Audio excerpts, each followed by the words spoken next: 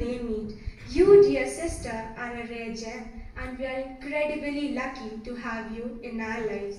May your birthday be a reflection of the wonderful person you are, filled with love, laughter, and the company of those who value you the most. The greatest happiness of life is the conviction that we are loved. Loved for ourselves, or rather loved in spite of ourselves.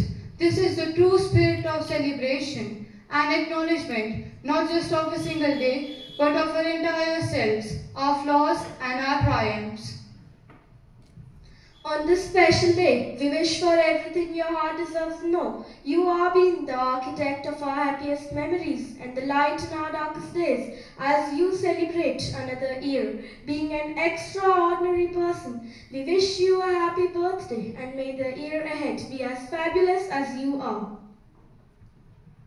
To laugh often and much, to win the respect of people and the affection of children, to earn the appreciation of honest critics, to appreciate beauty, to find the best in others, to leave the world a bit better.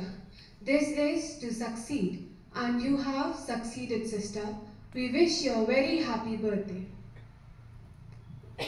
What counts is not the mind that we have lived. It is what difference we have made to the lives of others that will determine the significance of the life we led.